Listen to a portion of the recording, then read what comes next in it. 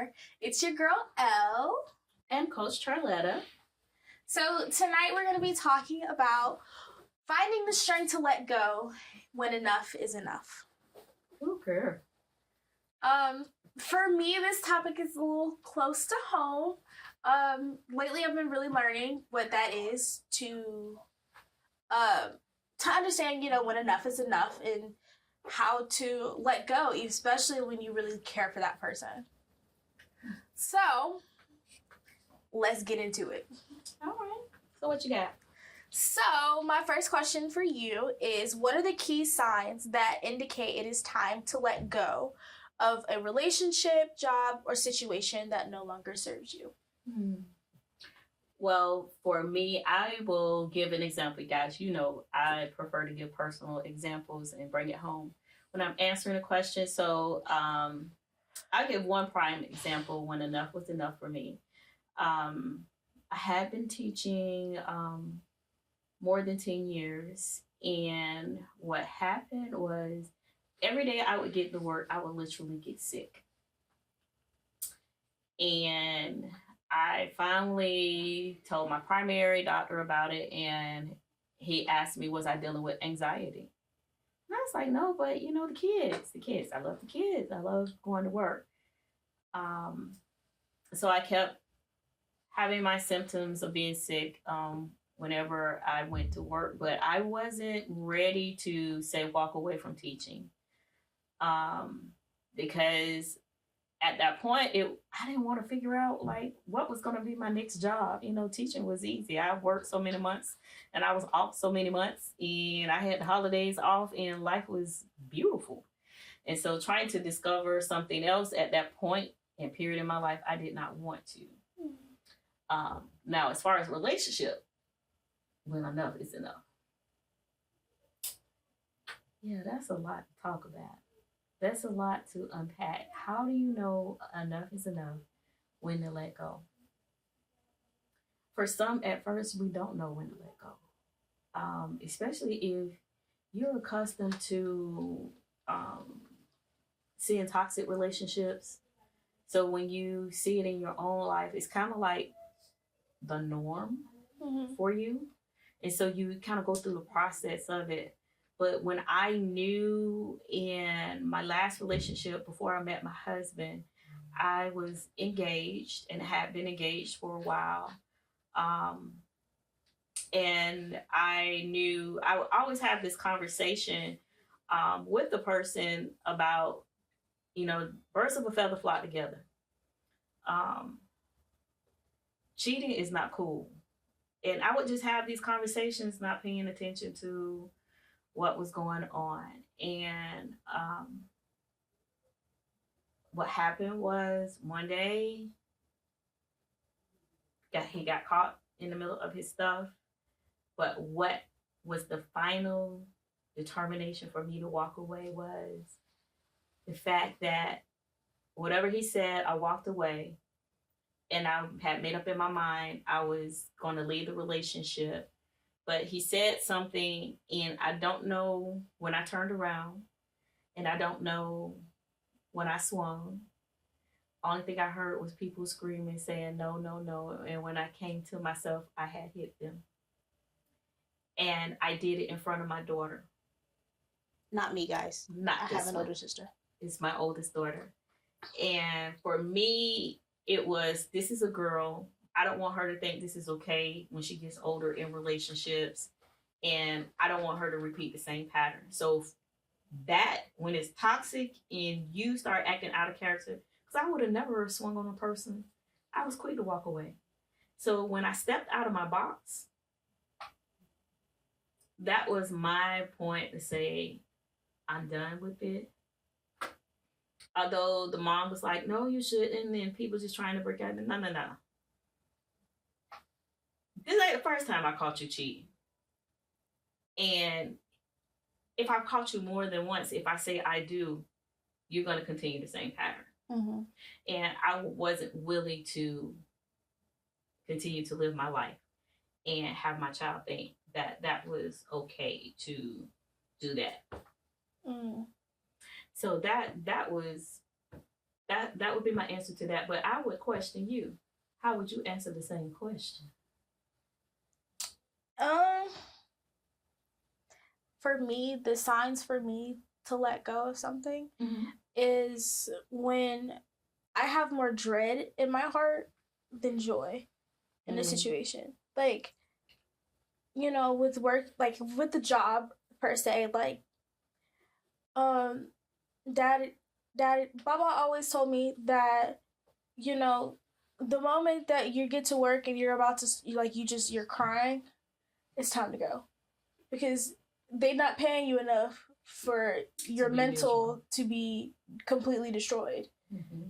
Your mental health, your well-being is more important than a job, because there will always be another job and they're literally going to replace you as soon as you leave. That's true. So, you know, a job is replaceable just like you're replaceable, but you don't get another you. That's true. So that's my, with a job, is that when I'm dreading it. But even with people, like, if I'm having borderline panic attacks just thinking of seeing you, I don't need to be seeing you. And that's a friendship, that's, you know, like, oh, I'm interested in you, or even if we've been friends for a long time and it's turned into like a situationship type deal. If I'm having panic attacks, just thinking of running into you in the street, that's a problem. Like, not you calling me, no, just driving out. You think you see that car and you about to have a panic attack. That's not okay. That's not normal. Like, that's not how it's supposed to be. It's not. And understanding that, like, even if you have, like, a bond with someone, like, recently, like, Cakes, recently, you know, we've been friends for a long time, you know, we met at work, we was cool, like, now, when I first met him, I did not like him, we was not cool, none of that. I could not stand this person, you know? But over time, you became cool. So much so that, like, a couple years later, we're, like, best friends. And just, it was just, like, that one night that, and I was like, no, I really don't like you, though. I don't like what you're doing. I don't like the negativity that you keep speaking about me in my life. And I'm actually quite happy right now. So the negativity was just like, I can't. Like, literally was on the phone, laughing and talking one day, and as soon as we got off the phone, blocked on everything. Like, I don't need that kind of negativity. Like, if I don't accept it from anybody else, why would I accept it from you? And you're supposed to be my best friend, you know? Right. Like, there's a difference between someone telling you something because they love you and they want to see you be better versus someone being bitter and angry and wishing the worst for you, but in a playful way. Like, oh, I was just playing. You were not playing. You really do want to see me fall. You know? And just realizing that, because, like,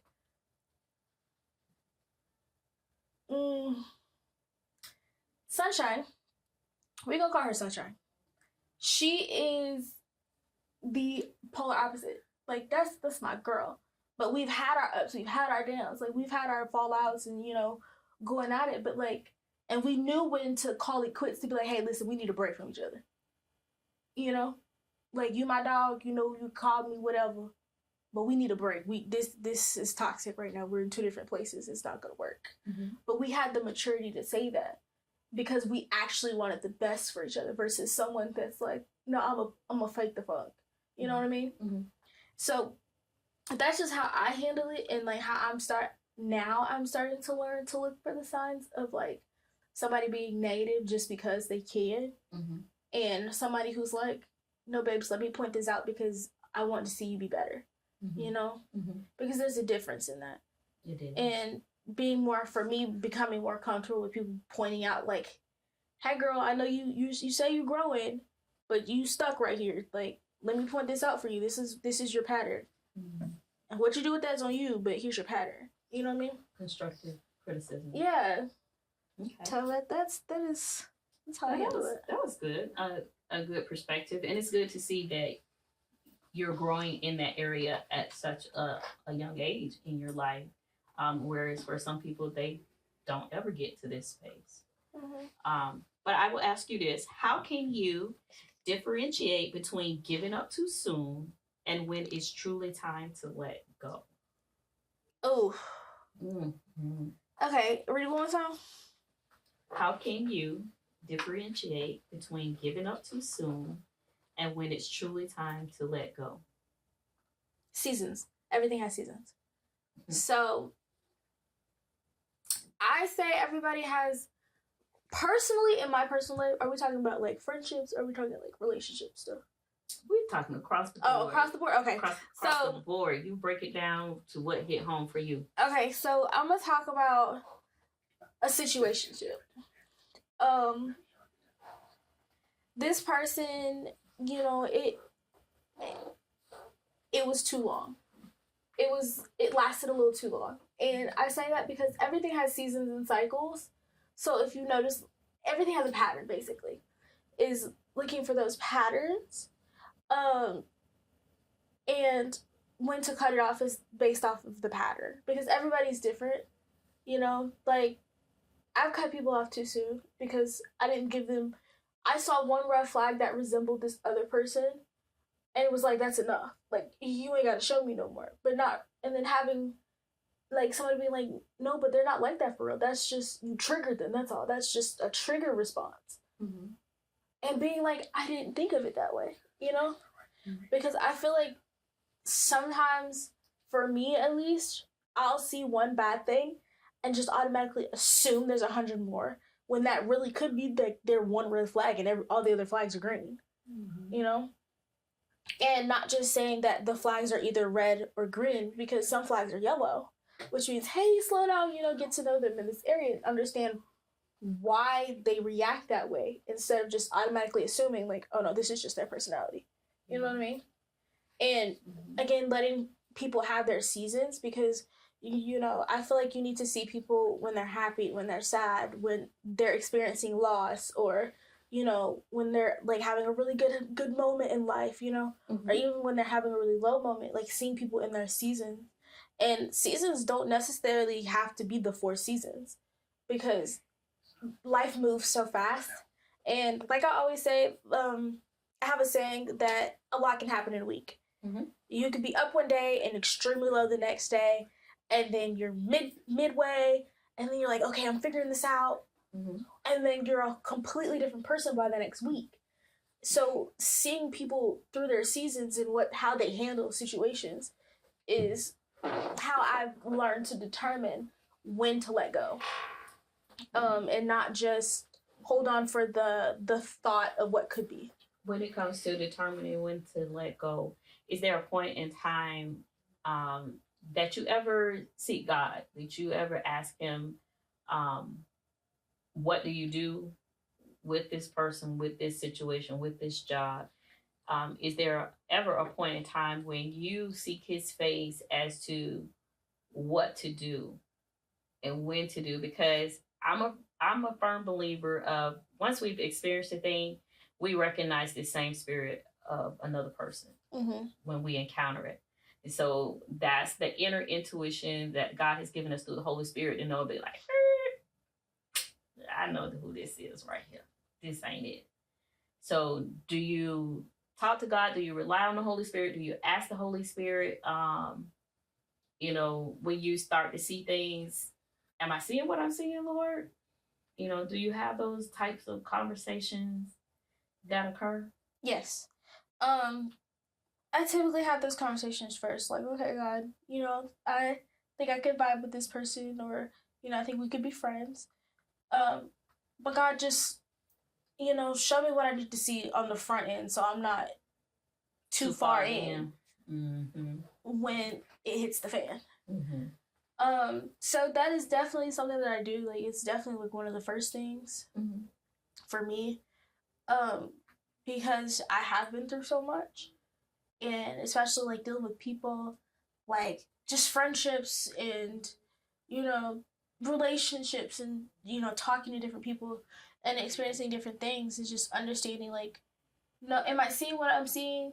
Like, okay, this person reminds me of somebody else. What is it about that other person that they're reminding me of? Is it the good parts of them, or is it the toxic parts? Because just because somebody reminds you of something, it doesn't necessarily associate to the negative. You know what I mean? So you have to evaluate. Yeah.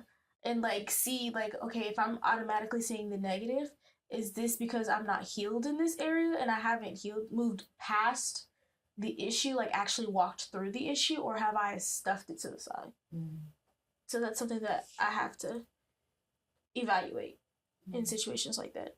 When I think about when enough is enough, and then I'm gonna ask another question.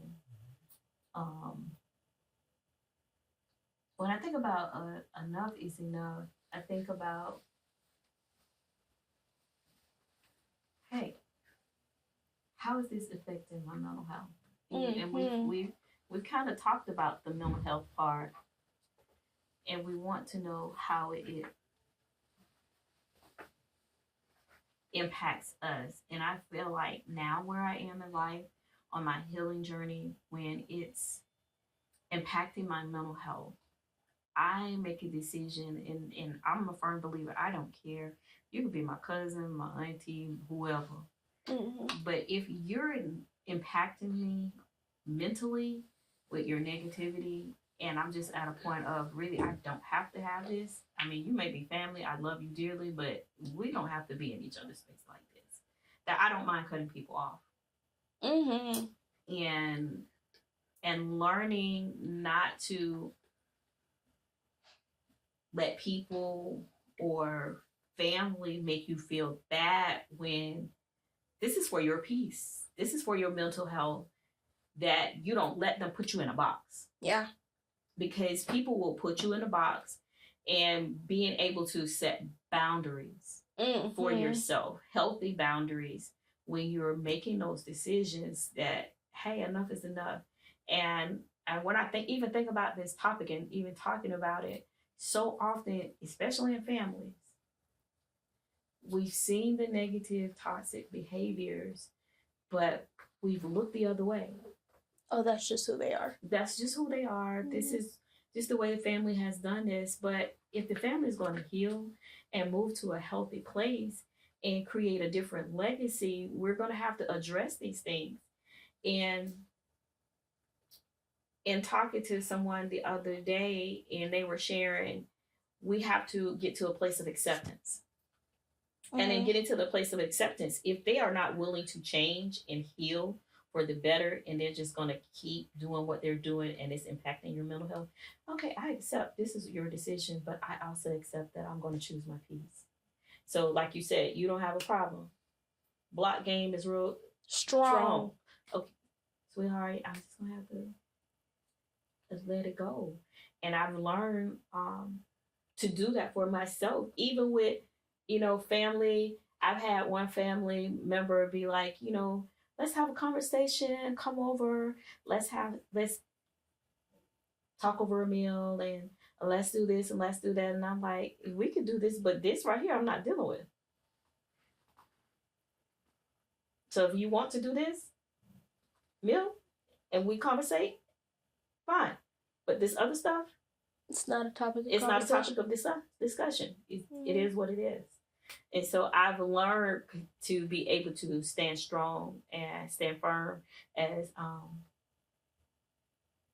some of you young people say, 10 toes down. I'm standing on business. Yeah, standing on business, for sure. I've learned to stand on my business and be 10 toes down.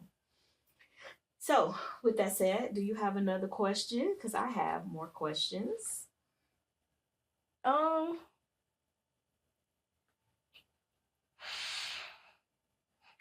Yeah.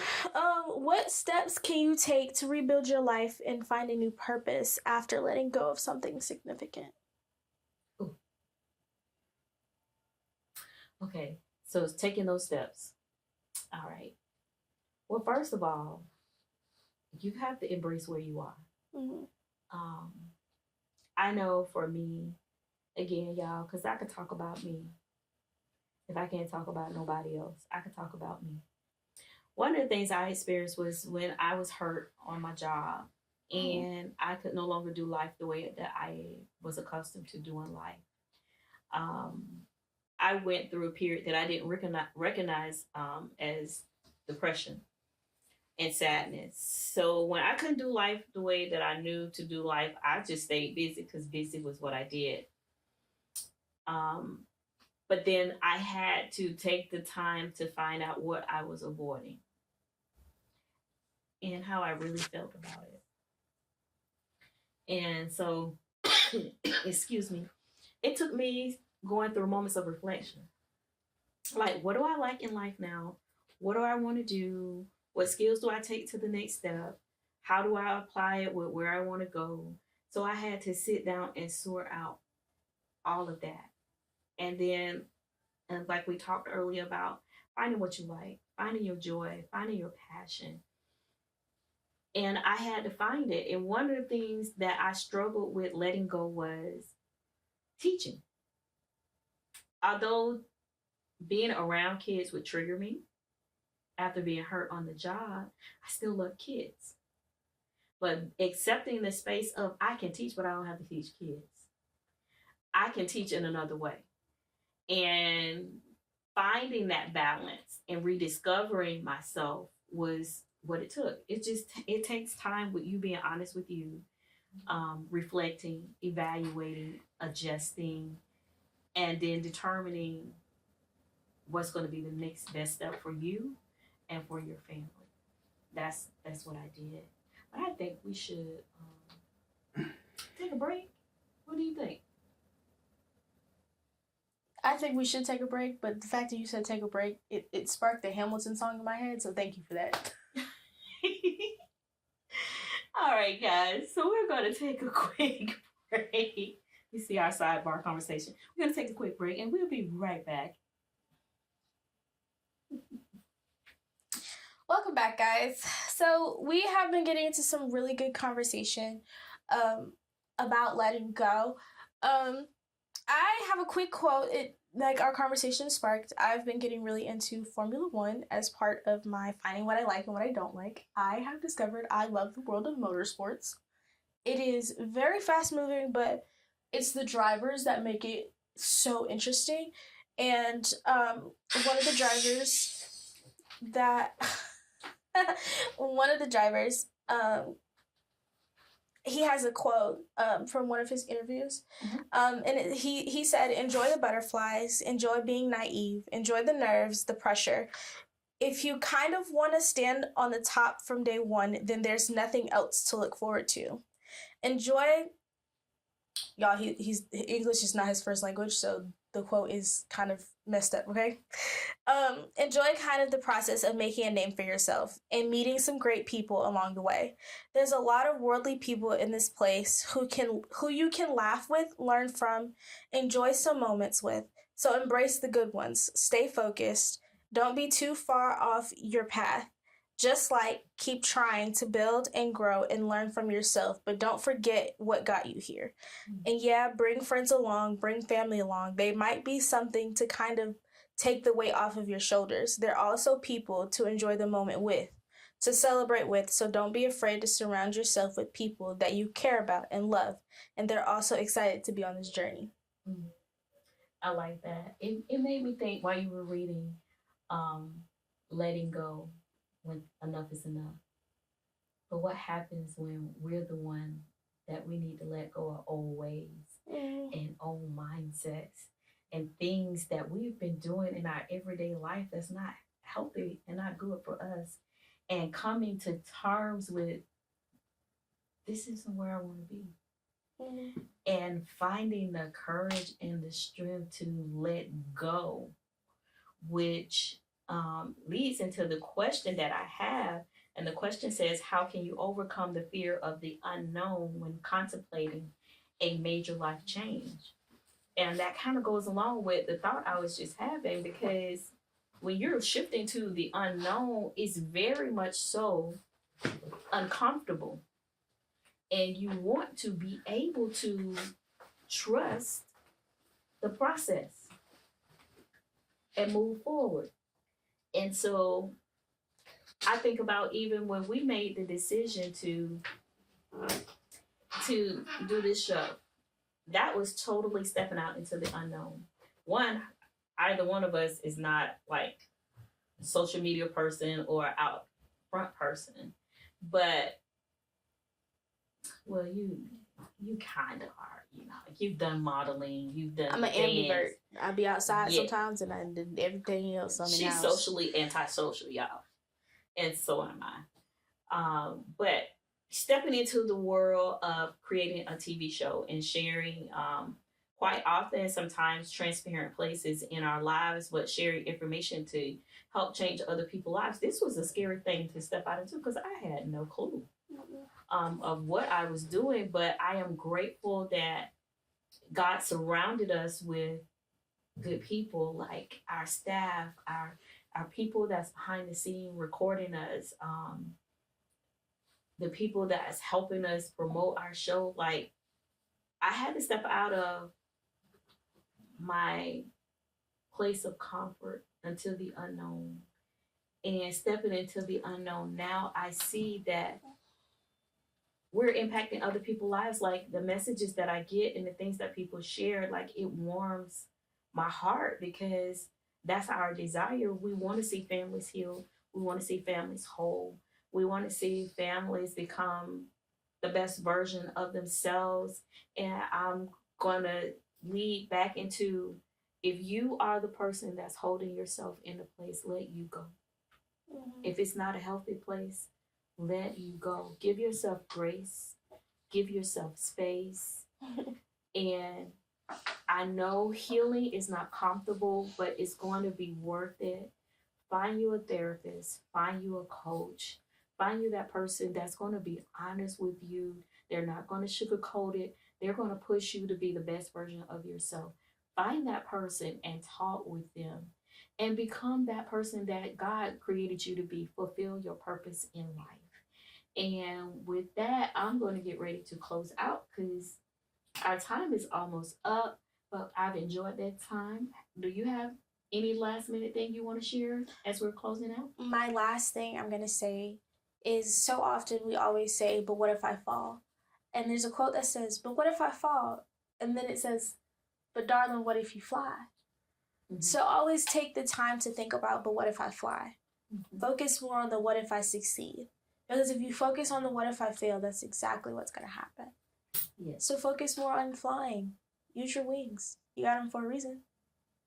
That was good. So with that said, we're getting ready to close out. Thanks once again for joining us on Heart to Heart Me or More, where we're sharing conversations from our heart to yours. Heart with love. Until next time.